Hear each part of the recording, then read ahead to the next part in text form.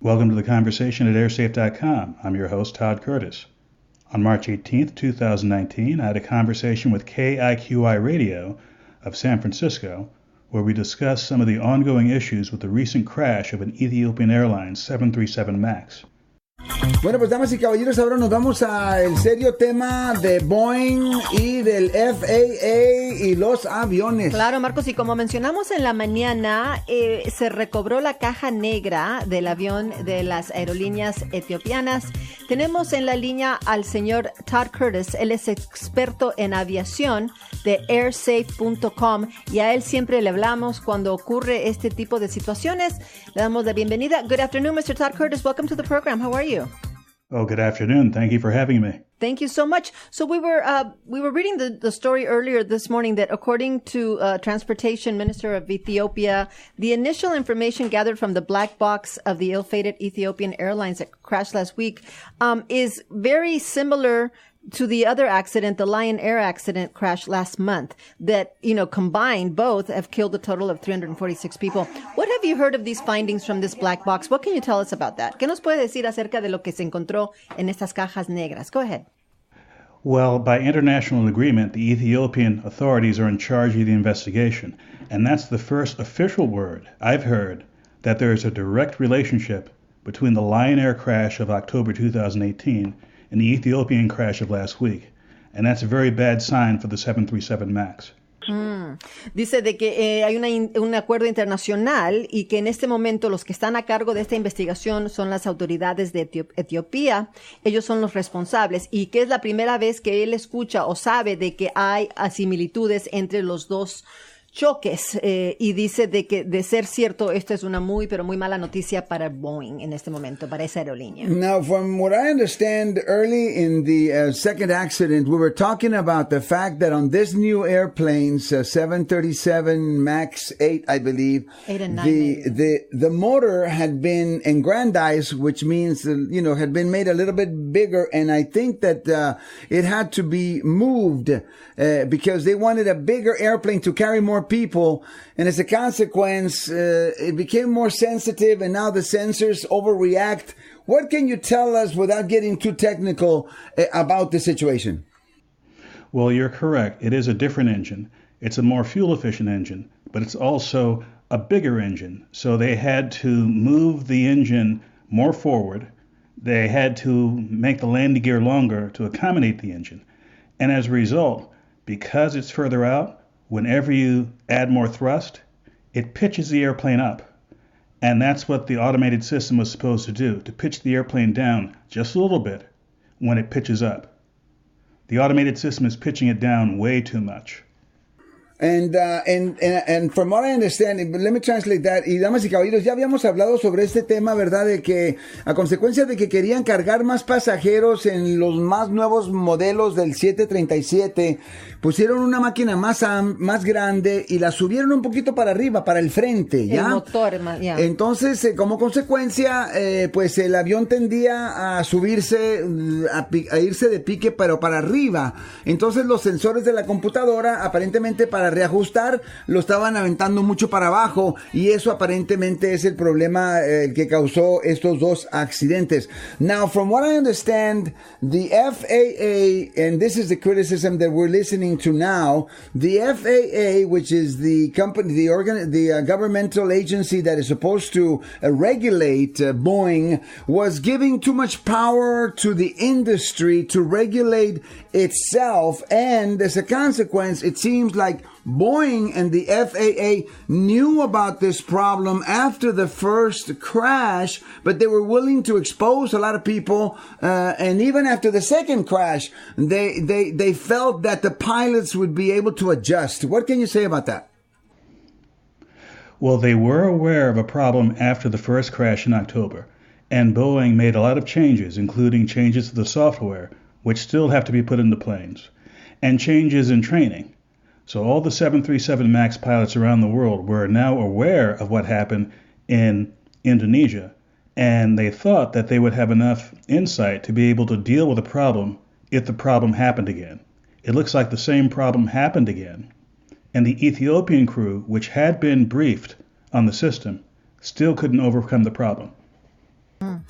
Y obviamente, ¿verdad? El caballero dice que Boeing y el FAA, que es el Federal Aviation Agency, sabían del problema después del primer incidente que ocurre en Indonesia.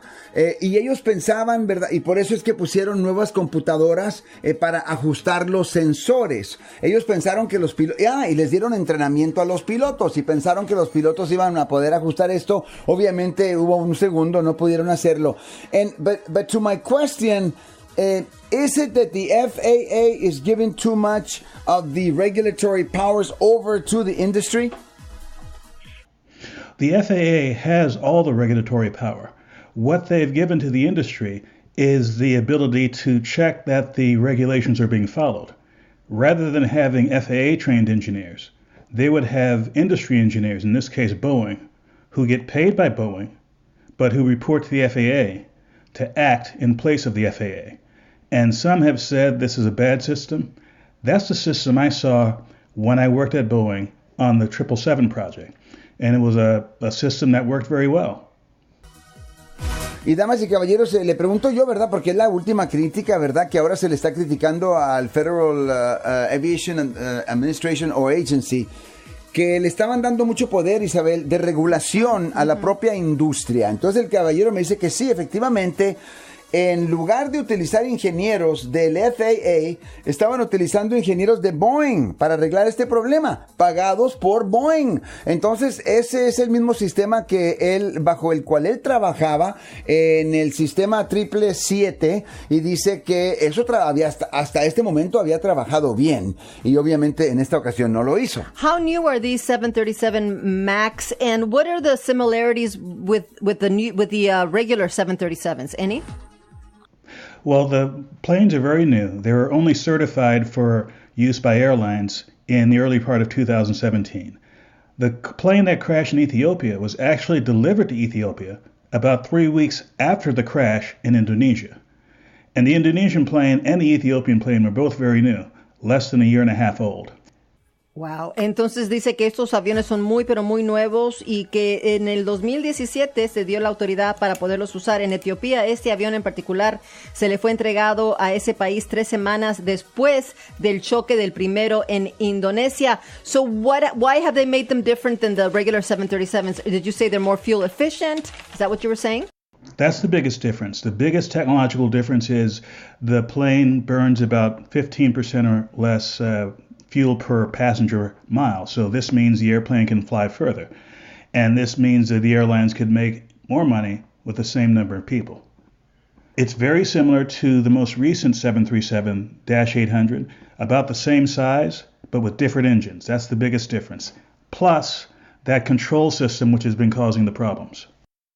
Ok, so le estoy preguntando cuál es la diferencia, primeramente, entre el 737 regular y el máximo. Obviamente, lo principal es que usan menos gas, menos petróleo, lo cual quiere decir que pueden hacer más dinero, y esa es la diferencia, pero son bastante similares al regular 737. Do you feel that the pilots have gotten enough training on these?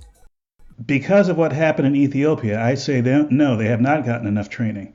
The pilots were briefed with what they thought was enough information for them to respond to a malfunctioning system.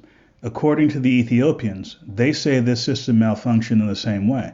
So whatever training was given, in my opinion, was inadequate for them to deal with the situation. Le pregunto si cree que estos pilotos tienen suficiente entrenamiento para poder lidiar con estos nuevos aviones. Dice que no, que viendo lo que pasó en Etiopía, aparentemente no. Sí han sido instruidos en cómo manejarlos, pero no tienen la experiencia necesaria. Y ahora Boeing ha prometido, ¿verdad?, que van a arreglar el problema dentro de ciertas semanas. Right. So now Boeing has agreed or has promised that they would be solving the problem in a few months or in a few weeks. I can't remember if it was weeks. What direction do you think they will have to go? Well, the problem that they were trying to solve, changing the software, the major problem, they had actually been working on that for several weeks now. And the plan was to start putting this in airplanes within a few weeks. Because of the crash that happened, they may still do it on the same schedule, but I believe they'll have to look at this crash in Ethiopia closely to make sure that the software changes would prevent both the Indonesian crash and the Ethiopian crash.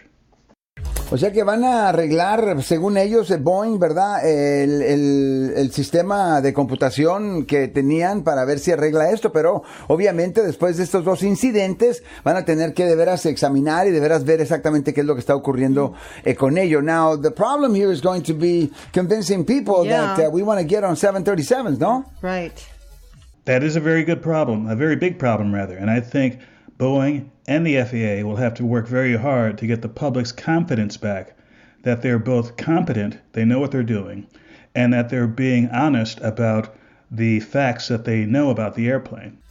Ese va a ser un gran problema porque tienen que ganar la confianza del público de que están actuando de una manera competente y honesta para que el público vuelva a tener confianza y poderse subir a uno de estos aviones.